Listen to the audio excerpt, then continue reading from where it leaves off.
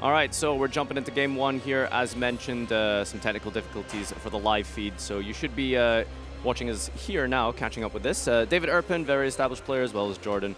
This should be a pretty good matchup, as we have a real sort of display of what people would maybe expect for this format. Unchained, Purrely.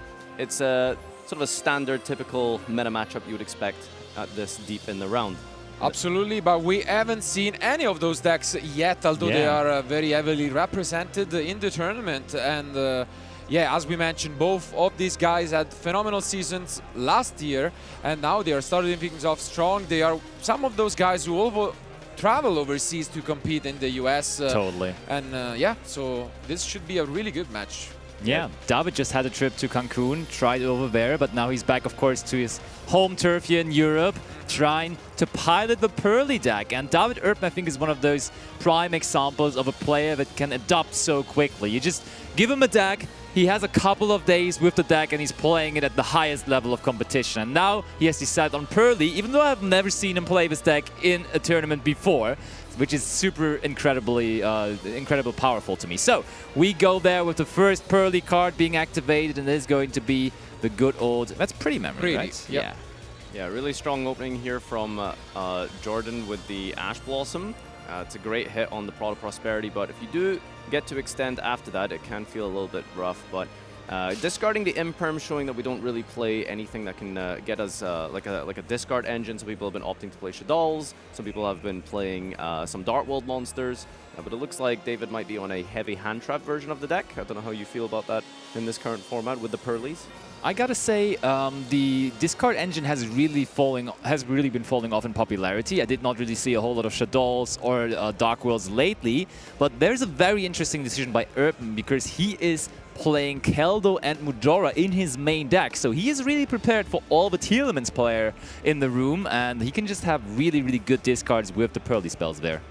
I think it's a great choice, and as mentioned, there are two ways that you can play this deck. One of them is punishing your opponents if they don't play any interruptions, and basically you try to draw as much as possible in the standby phase with Sleepy, and this way if you play multiple entrops, it works out.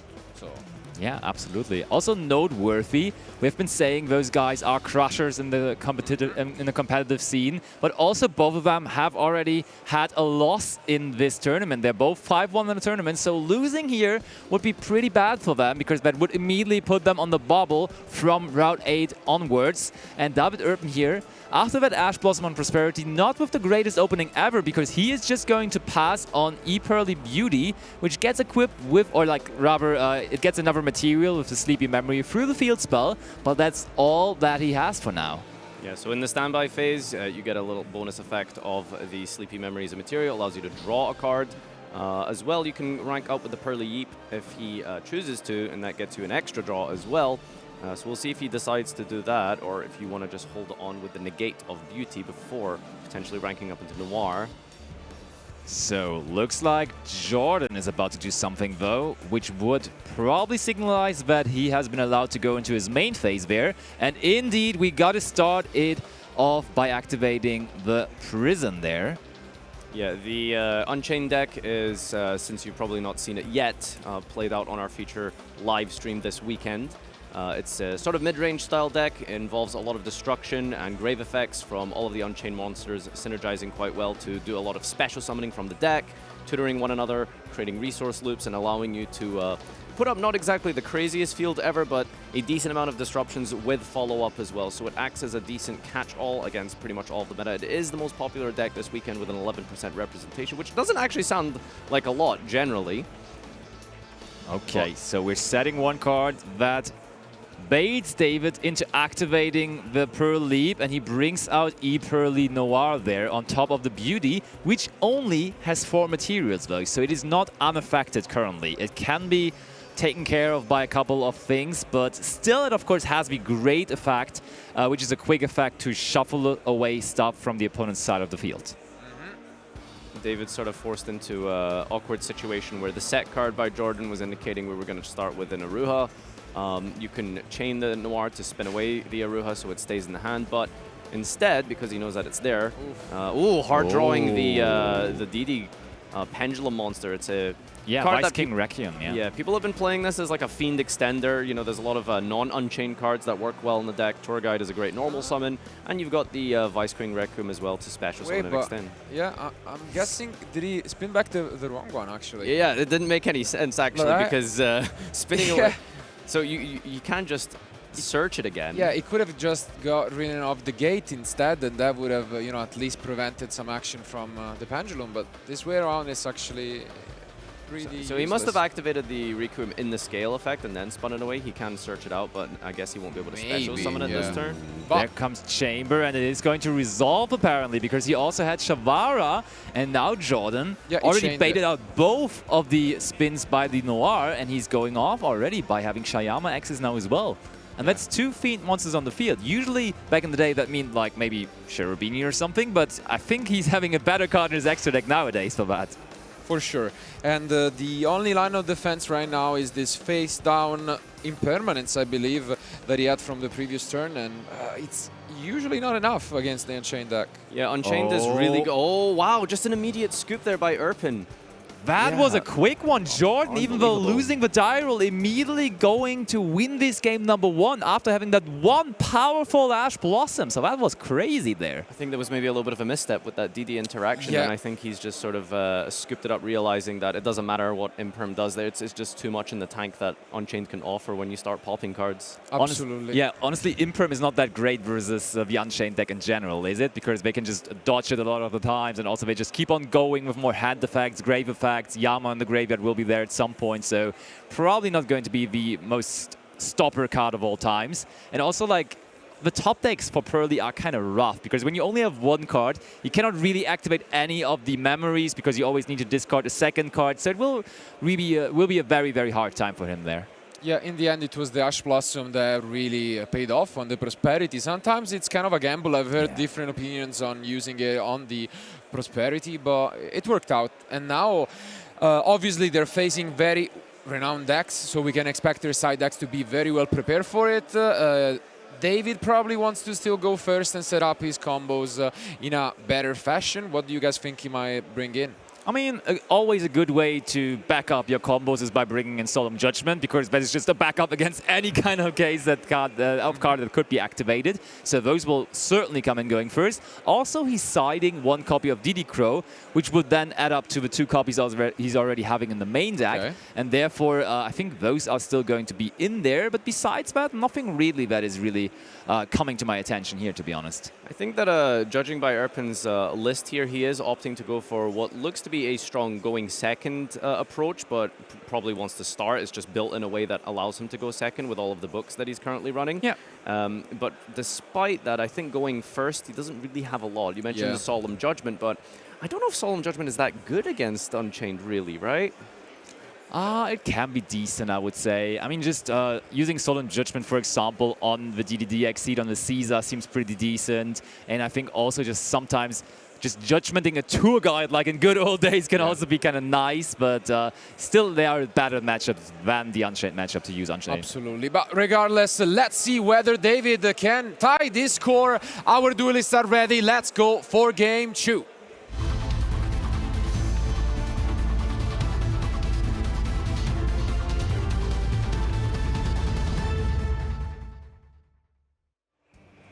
So a super important card that Jordan is side decking here is Xe Encore, a card which hasn't really seen too much play, a little bit in Cash Tira format, but I think for those of you old heads out there might remember good old Evil Swarm Ophion back in Dragon Ruler format would be one of the best targets for Xe Encore. Absolutely. Oh, do we have flashbacks to game 1 now? Prosperity start? Is it being met by an Ash Blossom once more?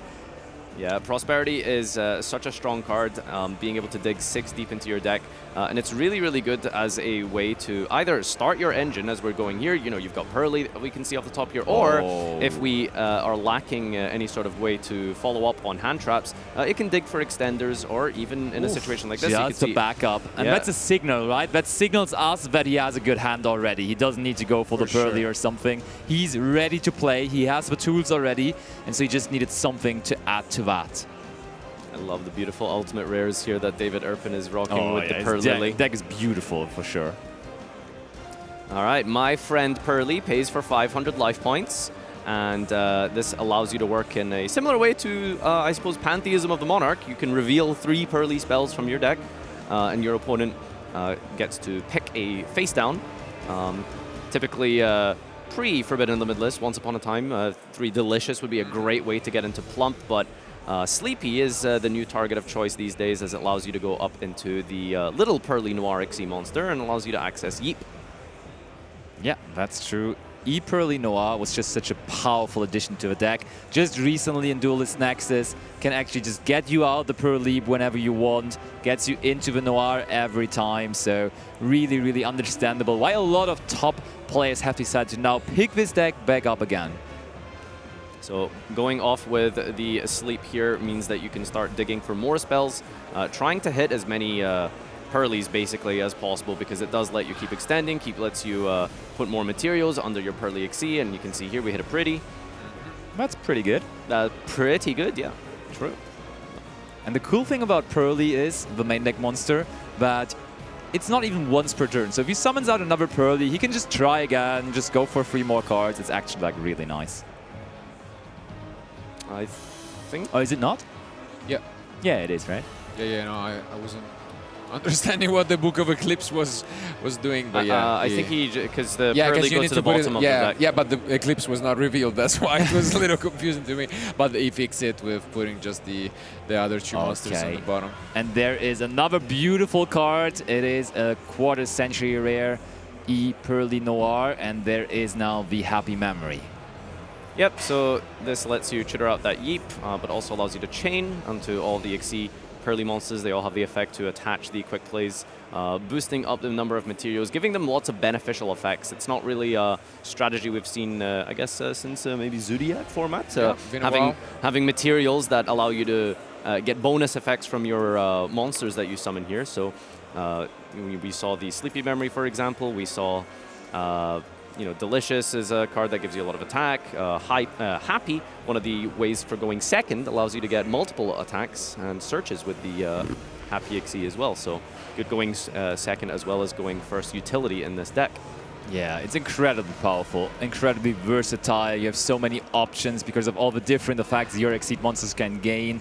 And it seems like we went for another Purrely, and this time we got the field spell. So we even now have ways to play around Imperm potentially if our opponent has that, because that Purrely Stray Street is going to prevent our opponent from targeting the Purrely monsters the turn they are summoned. It's a crazy start, yeah. Yeah, very strong start here. One of the Xyz for utility. Okay, I was going to say Sylvan Princess Sprite. That's why we play the DD Crows. That's very cool. Okay. We are just searching them out through the Recital Starling here. That's cool. Interesting tech choice another here. Beautiful card. Look at that old school Strike of Neos ultimate rare DD Crow. Erpin does love these ultimate rares, and one of my favorite rarities for sure. Yeah. Just classic here. We're going to set 2 here. And that's really good because the ability to... One of the main issues with Purrely is you can lose to Herald of the Abyss. So when you have something like the Big Noir on the field, by setting one of your Purrely spells, you can actually summon Purrely out of the deck in response to Herald, and it means that you get to protect your Purrely Noir. Yeah, that's really good for sure. But still... You talked about it. There is XYZ Encore in the deck of Jordan. So if he gets access to that card, that Purrely Noir might not be a problem anymore. So we're going to go draw phase, it looks like, potentially. There it is, the XYZ Encore right away. I believe as well, Xyz Encore says you can't respond, if I'm not mistaken. You can, absolutely not. Card. In the draw phase, not going to get the bonus effect of Sleepy, putting the Noir away. Normally it's unaffected by card effects, but Encore works in a unique way where it actually affects the materials of the monster. And then by the time the materials detach, Purrely Noir no longer has 5, making it affected and being bounced away into the extra. Yeah, and I mean, it was super important that Jordan immediately did that with the Purrely Noir, because as soon as that Purrely Noir would have hit the field, he would have not been able to target it anymore because of the Purrely Stray Street on the field. But very hats up by Jordan. I mean, you of course also just don't want to give your opponent more draws with all the cards, so definitely great to go after it in the draw phase there. Yeah, it's definitely the best time to use it. So the question is here, what are these 3 sets that Erpin has that can help prevent a further push now that the Noir, the all-important boss monster of the deck, has been dealt with. Yeah, I mean, we know 2 of them, because one is the Leap and one is the Solemn Judgment, but yeah, there is Absolutely. another one to discover. And you didn't mention it, a part of my tournament experience that I always love is seeing on Friday the cards that, you know, people go to other official vendors or around, you know, to find and talk about. And I feel like for this event it was the XYZ Anchor. I heard so many people looking for the card, and yeah, doesn't surprise me that someone like Jordan is actually having success with it. Yeah, so I think like 2 of the main ways to deal with the Purrely Noir is the Encore, and there's also the Thrust for the Abyss. But I think Encore just generally works a little bit better instead of Abyss, because, you know, you don't let them get that bonus effect from the draws in the standby phase. Yeah, it changes a lot. Definitely. Yeah. Because if you let all of that resolve beforehand, still David is going to have a lot of resources, and you're just denying that now. And we are, I think, revealing for Purrely, and that is not going to be a hit there. For the first time in this game, David not going to add something with the effect of Purrely. So that's not looking too great for him. Yeah, sometimes you need a little bit of luck when you're playing Purrely. Shall we say it's a cat version of Tearlament. You know, you gotta excavate those top 3 and hope that you can get a little bit lucky. There she is. Nadir, of course. Would you like to know a little favorite cards? Look at that! I explained to you. You can just use Solemn Judgment on Tour Guide, and that is indeed what is going to happen here. So Jordan will not be special summoning out another level 3 Fiend monster from his deck. So this is kind of the issue, however. 4 other cards in hand. All of the Unchained monsters can special summon themselves, and the deck just plays so well through Disruption, and I think that's one of the strongest reasons why people have been, you know, picking Unchained as the deck of choice for the format. Yeah, so we go Abomination's Prison into the escape of the Unchained, and that of course signals that we have another monster to do something with the escape, and it is Shavara, which is going to destroy the set escape there. Yeah, a lot of really cool interactions you could do with Shavara just because of the fact that it's a quick effect, not just an ignition. So anytime your opponent can imperm your monsters, which is why the card generally is quite poor against Unchained, you can dodge a lot of these effects, targeting abilities just by chaining the Shavara in the hand. Yeah, totally. So what are we going to summon out here? I think it would either be Sarama or just Shayama. Yeah, there it is with Shayama. Fortunate that we didn't draw the quote-unquote brick this time. There's a couple of cards in Unchained that I feel like are not really great to draw. It's one of the weaknesses of the deck. If you see too many things like Shiyama, like the DD, it's a little bit frustrating. For sure, it's the OG concept of, you know, Garnet with a Brilliant Fusion, but it seems like in this deck you have a lot of those kind of cards.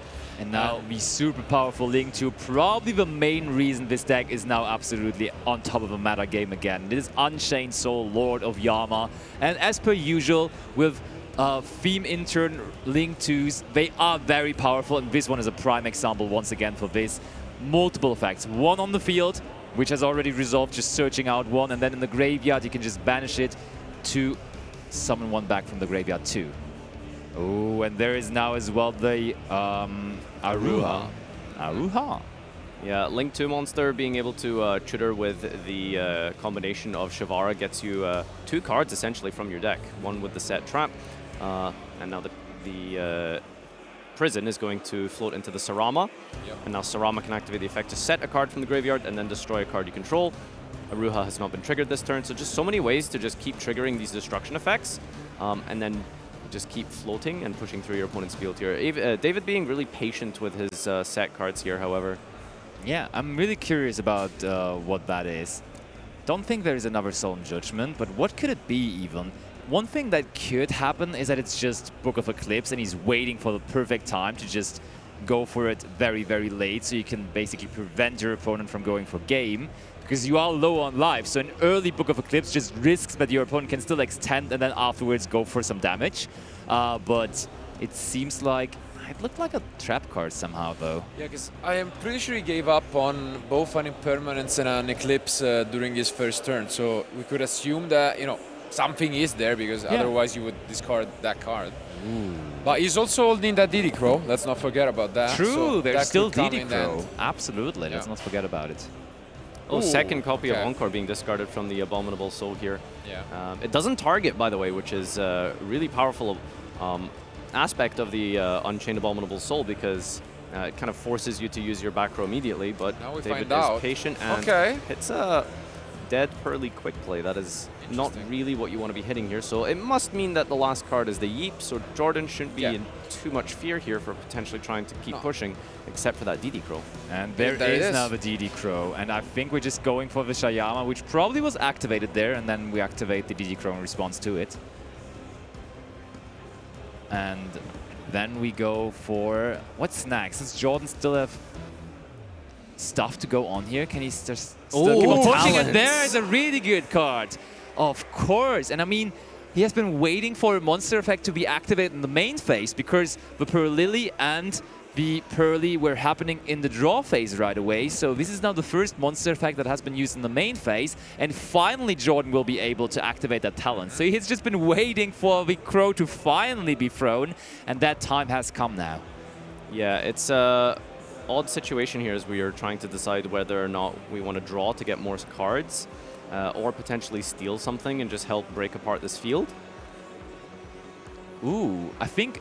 oh, did we? Yeah, the Talons is back to hand, because we have just realized Shayama, when it was activated, it will destroy first and then summon the Shayama back. So the destruction effect still applies, and that is what's just going to happen. We are destroying the Sorama, using the Graveyard effect to now bring out Rakea, and probably the Talons after, I would assume. Yeah, there we go.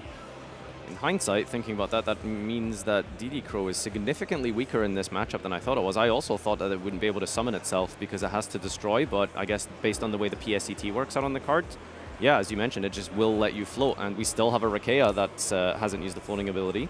Now we're going to go into another Link climb here with the Yama.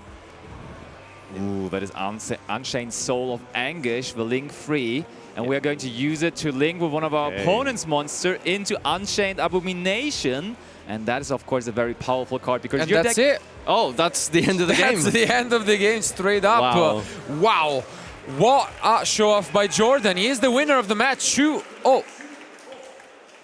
What a crazy quick run there. Just 2-0, going second twice. Didn't care about any of the cards that were being put up by the issue was the solemn judgment. That's why. I mean, he paid off of his life, and that was it. Sometimes you mentioned it. Does he want to solemn? He did it on the tour guide, and that cost him the game. Called it.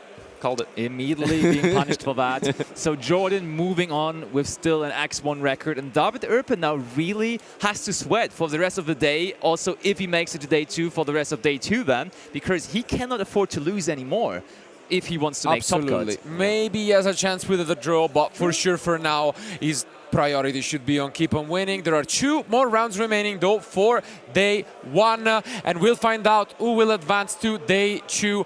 Thank you guys for being with us for sure. We will not have an interview for this round, but keep watching, and I guess in this case you can just watch the remaining of the content with that for YCS Dortmund, and the next round coming up will be round 8. Thank you.